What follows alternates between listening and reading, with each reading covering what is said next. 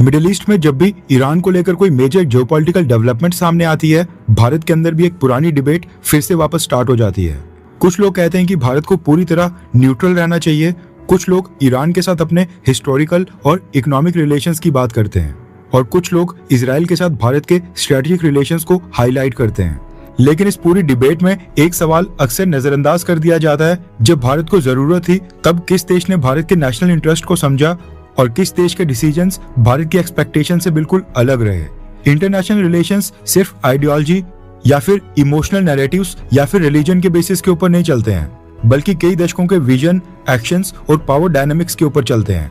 और अगर हम पिछले कई दशकों का रिकॉर्ड देखें तो फिर हमको ये मानना पड़ेगा कि इजराइल ने बार बार अपने एक्शंस के जरिए भारत के सामने ये साबित किया है कि भारत उसके लिए सिर्फ एक स्ट्रेटेजिक पार्टनर ही नहीं है, बल्कि भारत उसके लिए बहुत ही इंपॉर्टेंट दोस्त है। डिफेंस कॉपरेशन हो, टेक्नोलॉजी शेयरिंग हो, इंटेलिजेंस कॉपरेशन हो या फिर मुश्किल वक्त में सपोर्ट की बात हो, इजराइल ने कई बार ऐसे कदम उठाए हैं जो दिखाते हैं कि वो भारत के साथ अपने रिश्तों को कितनी ज्यादा अहमियत देता है। आज भी ग्लोबल जियोपॉलिटिकल डिस्टर्बेंसेस के बीच एक सरप्राइजिंग मूव में इजराइल ने कुछ ऐसा ही स्टेप उठाया है जो भारत के लोगों को काफी ज्यादा अच्छा लगने वाला है। उसके बाद अमेरिका से नई $1 बिलियन कंपनीज की एक लिस्ट आ रही है जिसमें इंडियंस ने पावर डायनामिक्स को पूरी तरह से बदल कर रख दिया है। यूनाइटेड नेशंस में भारत ने अफगानिस्तान के ऊपर एक नई स्टेटमेंट दी है जो दिखाता है कि भारत एक स्ट्रेटेजिक बैलेंस मेंटेन करने की कोशिश कर रहा है। इसके अलावा भी काफी सारी इंपॉर्टेंट न्यूज आ रही हैं जिनका हम डीप एनालिसिस करके समझने की कोशिश करेंगे कि बिहाइंड द सीन्स आखिरकार क्या चल रहा है और इनका भारत के ऊपर क्या डायरेक्ट इम्पैक्ट पड़ेगा। सबसे पहले बात करते हैं भारत और इजराइल के बारे में। रेफरेंस के लिए आपकी स्क्रीन के ऊपर एनडीटीवी के आर्टिकल का स्क्रीनशॉट है।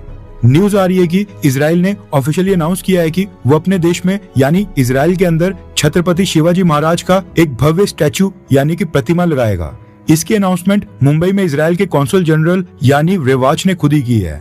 इजराइल का कहना है कि वो भारत के साथ स्ट्रेटेजिक के साथ साथ कल्चरल टाइज को भी मजबूत बनाना चाहता है और इजराइल शिवाजी महाराज को एक विजनरी मिलिट्री लीडर और नेशनल बिल्डर के रूप में देखता है। इसके साथ ही इजराइल का यह भी कहना है कि जब इजराइल की बेने ज्यूस कम्युनिटी हजारों साल पहले भारत में आई थी, उनके उस समय मराठा एम्पायर्स के साथ हिस्टोरिकल संबंध रहे हैं। और इजरायली कॉन्सुल जनरल ने स्पेसिफिकली ये भी कहा कि इजराइल में लोगों को शिवाजी महाराज के इतिहास और उनके योगदान के बारे में ज्यादा जानकारी मिलनी चाहिए, उन्हें शिवाजी महाराज के बारे में सीखना चाहिए। न्यूज आ रही है कि इजराइल में शिवाजी महाराज का स्टैचू बनाने के लिए इजराइल ने महाराष्ट्र के चीफ मिनिस्टर देवेंद्र फडणवीस से मदद मांगी है। महाराष्ट्र की सरकार से हिस्टोरिकल रेफरेंसेस, डिजाइन्स और आर्टिस्टिक कंसल्टेशंस के लिए सहायता मांगी है और महाराष्ट्र सरकार ने कॉपरेशन देने के ऊपर भी सहमति दे दी है। अब इजराइल में कई सारी इंपॉर्टेंट सिटीज हैं जैसे कि जेरूसलम, टेल अवीव और हाइफा। अब इनमें से ये स्टैचू कहां पर लगता है और इसकी इनॉग्रेशन के लिए भारत से कौन जाएगा, ये भी देखना इंटरेस्टिंग होगा। अब आप खुद ये सोचिए कि अगर इजराइल हमारे नेशनल हीरो छत्रपति शिवाजी महाराज को इतना बड़ा सम्मान देगा तो हम क्यों ना इजराइल को सपोर्ट करेंगे। वहीं पर दूसरी तरफ ईरान के साथ भी भारत के काफी अच्छे रिलेशंस हैं, लेकिन ये भी एक रियलिटी है कि कई सारे ऐसे मुद्दे हैं जहां पर ईरान ने भारत का साथ नहीं दिया था। फिर चाहे पाकिस्तान के साथ भारत के तमाम युद्धों, जम्मू कश्मीर मसला हो, आर्टिकल 370 हो या फिर भारत की माइनॉरिटीज का बहाना मारना हो, ईरान और ईरान के सुप्रीम लीडर ने हमेशा भारत को टारगेट किया है। और अब अगर इजराइल शिवाजी महाराज का स्टैचू अपने देश में लगा रहा है तो इसका ये मतलब नहीं है कि भारत को ईरान के साथ अपने रिलेशंस पूरी तरह से खत्म कर देने चाहिए। हमें ईरान के साथ केवल ट्रांजैक्शनल रिलेशंस रखने हैं, सिर्फ और सिर्फ गिव एंड टेक वाले। और जो भारत में शिया कम्युनिटी है उनके चलते रिलीजियस और कल्चरल टाइज थोड़े से ईरान के साथ मेंटेन करने पड़ेंगे। बाकी स्ट्रेटेजिक लेवल के ऊपर ईरान भारत के साथ हमारा स्ट्रेटेजिक पार्टनर कभी नहीं बन सकता है और यही सबसे बड़ा कड़वा सच है। नेक्स्ट अपडेट आ रही है अमेरिका से और इसमें इंडियंस के लिए गर्व करने का एंगल है। रेफरेंस के लिए आपकी स्क्रीन के ऊपर आर्टिकल का स्क्रीनशॉट है। अमेरिका की non profit organisation national foundation for American policy NFAP ने इमिग्रेंट्स और US $1 बिलियन कंपनी नाम की एक रिपोर्ट पब्लिश की है।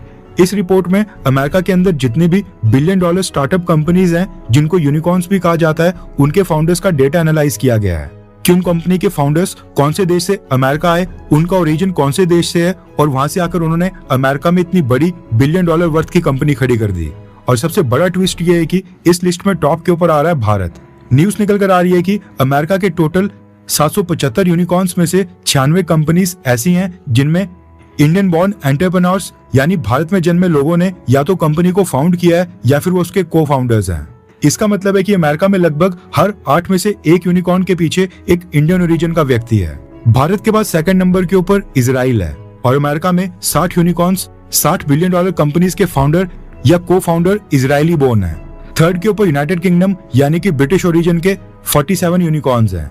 फोर्थ के ऊपर चाइनीज ओरिजिन के लोगों ने 41 यूनिकॉर्न कंपनीज बनाई हैं और फिफ्थ के ऊपर कनाडा बॉर्न फाउंडर्स ने 30 यूनिकॉर्न कंपनीज खड़ी की हैं। इस लिस्ट में बाकी देशों की रैंकिंग्स आप वीडियो को थोड़ा सा पॉज करके देख सकते हैं। इस रिपोर्ट में एक और इंटरेस्टिंग एंगल है और ये आ रहा है अमेरिका में जितनी भी बिलियन डॉलर कंपनीज खड़ी की गई हैं उनमें से 59 कंपनीज के पीछे इमिग्रेंट्स हैं। रिपोर्ट के अकॉर्डिंग अमेरिका में जितने भी billion dollar privately held companies हैं उनमें से 59% कंपनीज ऐसी हैं जिनके कम से कम एक फाउंडर या को फाउंडर अमेरिका के बाहर पैदा हुए हैं और इमिग्रेंट के तौर पर अमेरिका आए थे।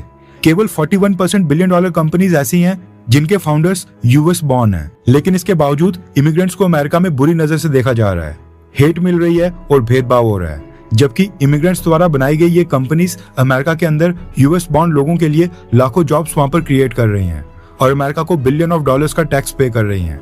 एक और इंटरेस्टिंग डेटा है, अमेरिका में ऐसे 15 फॉरेन बॉर्न इमिग्रेंट एंटरप्रेन्योर्स हैं जिन्होंने एक से ज्यादा बिलियन डॉलर कंपनी बनाई है। उन्होंने मल्टीपल बिलियन डॉलर्स कंपनी खड़ी की हैं और इन 15 में से इसमें भी सबसे ज्यादा संख्या टोटल 6 भारत से हैं, यानी कि 6 इंडियन बॉर्न इमिग्रेंट हैं, जो दिखाता है कि भारत से जाकर अमेरिका में इंडियन इमिग्रेंट वहां पर कितने सक्सेसफुल होते हैं और अमेरिका की इकोनॉमी में कितना बड़ा योगदान दे रहे हैं।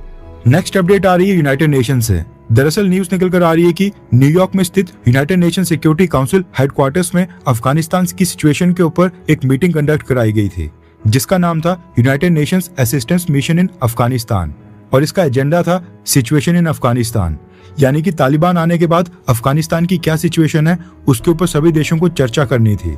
और सबसे इंटरेस्टिंग बात यह है कि भारत ने यहाँ पर अपने पत्ते पूरी दुनिया के सामने रिवील करते हुए ओपनली अफगानिस्तान के तालिबान रजीम के पक्ष में स्टेटमेंट दी है। इस मीटिंग में भारत को रिप्रेजेंट किया एम्बेसडर पी हरी सर ने, जो कि यूनाइटेड नेशंस में भारत के परमानेंट रिप्रेजेंटेटिव हैं। मीटिंग में भारत ने अफगानिस्तान के ऊपर कमेंट करते हुए कहा कि हमें इस बात के ऊपर दोबारा जोर देना होगा कि अगर अफगानिस्तान की तरफ से कोई भी पॉजिटिव काम होता है तो बदले में उनको रिवॉर्ड या कंसेशंस यानी कि छूट मिलनी चाहिए। पिछले 5 सालों में अफगानिस्तान की पॉलिटिकल रियलिटी पूरी तरह से बदल चुकी है और यूनाइटेड नेशंस के सैंक्शंस यानी प्रतिबंध लगाने के तरीकों को अब बदली हुई रियलिटी के हिसाब से बदलना होगा।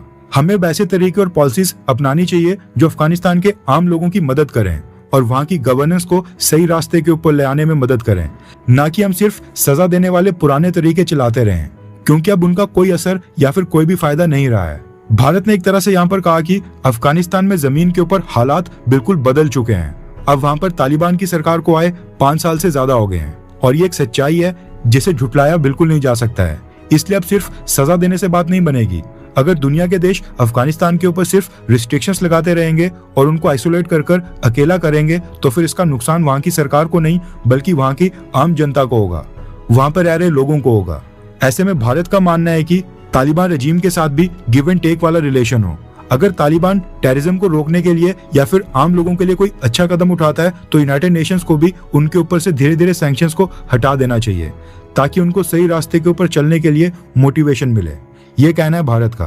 ये वाकई में भारत की अप्रोच में सबसे बड़ा स्ट्रेटेजिक शिफ्ट माना जा रहा है। एक तरह से भारत यहाँ पर तालिबान को ऑलमोस्ट डिफेंड करते दिखाई दे रहा है। इसके साथ ही जो पाकिस्तान ने अफगानिस्तान में स्ट्राइक्स की थी जिसमें सिविलियंस की जान गई थी, उसके ऊपर भारत ने कहा कि किसी भी कत्लेआम को मिलिट्री ऑपरेशन का नाम दे देने से गुनाहगार पाकिस्तान के पाप धुल नहीं जाते हैं। मासूम सिविलियंस को मारना, उन्हें अपाहिज करना और बच्चों को अनाथ बनाना यह आतंकवाद के खिलाफ लड़ाई लड़ना नहीं है। एक तरफ इंटरनेशनल लॉज और इस्लामिक एकता की बड़ी बड़ी बातें करना और दूसरी तरफ रमजान जैसे शांति के महीने में अफगानिस्तान के मासूमों के ऊपर रहम खाए बिना एयर स्ट्राइक्स करना, ये पाकिस्तान के दोगलेपन का सबसे बड़ा उदाहरण है। इस तरह की हिंसा अफगानिस्तान की सॉवरेनिटी के ऊपर एक सीधा हमला है और इससे पूरे रीजन की शांति और स्टेबिलिटी के लिए बड़ा खतरा खड़ा होता है। इसके बाद भारत ने कहा कि अपनी इंटरनल फेलियर्स यानी कि खुद की अंदरूनी नाकामियों के लिए अपने पड़ोसी देशों के ऊपर ठीकरा फोड़ना पाकिस्तान की बहुत ही पुरानी आदत है। ये कहा है भारत ने। अभी स्टेटमेंट से साफ पता चलता है कि भारत अफगानिस्तान और तालिबान रजीम को फुल प्रोटेक्शन प्रोवाइड करने के मूड में लग रहा है। ऐसे में अगर कल को रशिया की तरह भारत भी अफगानिस्तान और तालिबान रजीम के साथ कोई छोटी मोटी डिफेंस डील साइन कर लेता है तो इसमें कोई अचंभित होने वाली बात नहीं है। वैसे ये हाइपोथेटिकल क्वेश्चन है, लेकिन आपको क्या मानना है? क्या भारत को अफगानिस्तान और तालिबान रजीम को स्मॉल स्केल वेपन्स या छोटे मोटे एमुनिशन सप्लाई करने चाहिए? हाँ या फिर ना, नीचे कमेंट कर अपनी राय जरूर बताएं। इसके साथ ही न्यूज निकल कर आ रही है कि बॉर्डर गार्ड बांग्लादेश की एक टीम आज भारत आई है और ये 11 जून तक दिल्ली में बीएसएफ के साथ डीजी लेवल की टॉक्स में हिस्सा लेंगे। इसके अलावा एक और न्यूज आ रही है कि आज प्रधानमंत्री मोदी जी ने कुवैत के अमीर मिशाल अल अहमद अल जाबेर अल सबा के साथ भी टेलीफोनिक कन्वर्सेशन की है। रिसेंटली ईरान ने कुवैत इंटरनेशनल एयरपोर्ट के ऊपर हमला किया था, जिसमें एक व्यक्ति की जान गई थी जो भारत से थे, और साथ में 60 से ज्यादा लोग घायल भी हुए थे, जिनमें से 13 भारत से थे। प्रधानमंत्री मोदी ने कुवैत के अमीर के साथ टेलीफोनिक कन्वर्सेशन में कुवैत के ऊपर हुए हमले की निंदा की है और इसको कुवैत की टेरिटोरियल इंटीग्रिटी और सोवरेनिटी के ऊपर हमला बताया है। इसके साथ ही कुवैत के आमिर को थैंक्स यानी कि धन्यवाद बोला है कि वो कुवैत के अंदर इंडियन डायस्पोरा का सेफ्टी से ध्यान रख रहे हैं, उनकी सेफ्टी और सिक्योरिटी कर रहे हैं। यानी वही न्यूट्रल सी स्टेटमेंट जहां पर बिना ईरान का नाम लिए ईरान के हमलों की निंदा की गई है। लेकिन इससे ज्यादा भारत कर ही क्या सकता है? आपके अकॉर्डिंग ईरान सिचुएशन को भारत सरकार जिस तरीके से हैंडल कर रही है, क्या आप उससे संतुष्ट हैं? नीचे कमेंट कर अपनी राय बताएं। हर 24 घंटे के अंदर जियोपॉलिटिक्स में बड़े फेरबदलाव और उलटफेर हो रहे हैं और भारत के लिए नए चैलेंजेस आ रहे हैं। कोई देश अपने फैसले से पलट रहा है तो कोई देश ब्लैकमेलिंग के ऊपर उतर आया है। सभी देश एक दूसरे को नीचे लगाने की कोशिश कर रहे हैं। इन सब के बीच हमारा भारत किसी भी देश से पीछे न रह जाए, इसके लिए मोदी सरकार लगातार कोशिशें कर रही है। एंड भारत की foreign policy, defence news, economy और ग्लोबल अफेयर्स का सही एनालिसिस हमारे चैनल इंडियन अफेयर्स का मिशन है और ये मिशन आपके सपोर्ट के बिना अधूरा है। इंडियन अफेयर्स हिंदी के ऊपर हम सभी फैक्ट्स और डेटा बिल्कुल सरल भाषा में एनालाइज करते हैं, बिना किसी एजेंडा के। अगर आप चाहते हैं कि इंडियन अफेयर्स का सही और ऑथेंटिक एनालिसिस आप तक लगातार पहुंचे, तो इस वीडियो को लाइक करें और हमारे चैनल इंडियन अफेयर्स को सब्सक्राइब करके बेल नोटिफिकेशन ऑन करना मत भूलिए। आपका एक लाइक हमारे चैनल को ग्रो करने में काफी मदद करेगा और एक सब्सक्राइब ये सुनिश्चित करेगा कि आप किसी भी इंपॉर्टेंट अपडेट को मिस ना करें। अगर आपने हमारे चैनल को पहले से सब्सक्राइब किया है तो दिल से धन्यवाद। जय हिंद, वंदे मातरम।